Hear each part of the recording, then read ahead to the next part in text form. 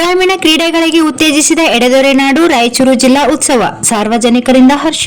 ಎಡೆದೊರೆನಾಡು ರಾಯಚೂರು ಜಿಲ್ಲಾ ಉತ್ಸವವು ಗ್ರಾಮೀಣ ಕ್ರೀಡೆಗಳಿಗೆ ಉತ್ತೇಜನ ನೀಡುತ್ತಿದ್ದು, ಸ್ಪರ್ಧಾ ವೀಕ್ಷಿಸಲು ವಿದ್ಯಾರ್ಥಿಗಳು, ಯುವಜನರು ಹಾಗೂ ಸಾರ್ವಜನಿಕರು ಅತ್ಯಂತ ಉತ್ಸಾಹದಿಂದ ವೀಕ್ಷಿಸಿ ಹರ್ಷ ವ್ಯಕ್ತಪಡಿಸಿದರು.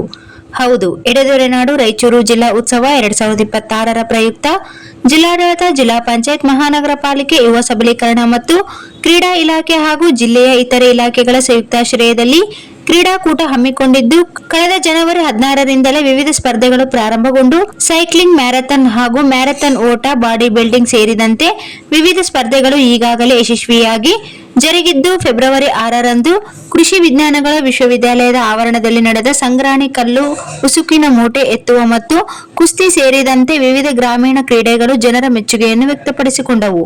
ಶುಕ್ರವಾರ ನಡೆದ ಗ್ರಾಮೀಣ ಕ್ರೀಡಾ ಸ್ಪರ್ಧೆಗಳಿಗೆ ರಾಯಚೂರು ಮಹಾನಗರ ಪಾಲಿಕೆಯ ಉಪ ಆಯುಕ್ತೆ ಸಂತೋಷಿ ರಾಣಿ ಹಾಗೂ ಯುವ ಸಬಲೀಕರಣ ಮತ್ತು ಕ್ರೀಡಾ ಇಲಾಖೆಯ ಸಹಾಯಕ ನಿರ್ದೇಶಕ ವೀರೇಶ್ ನಾಯಕ್ ಅವರು ಚಾಲನೆ ನೀಡಿದರು.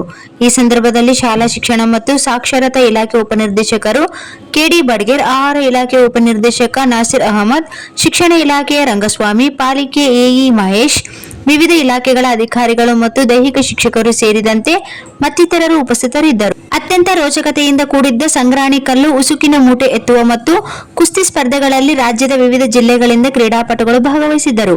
ಸಾರ್ವಜನಿಕರು ಬಿಸಿಲಿನ ತಾಪವನ್ನು ಲೆಕ್ಕಿಸದೆ ಕುತೂಹಲದಿಂದ ಈ ಸ್ಪರ್ಧೆಗಳನ್ನು ವೀಕ್ಷಿಸಿ ಚಪ್ಪಾಳೆ ಹಾಗೂ ಸಿಳ್ಳು ಹಾಕುವ ಮೂಲಕ ಸ್ಪರ್ಧಾರ್ಥಿಗಳನ್ನು ಹುರಿದುಂಬಿಸುತ್ತಿರುವುದು ಕಂಡುಬಂದಿತು.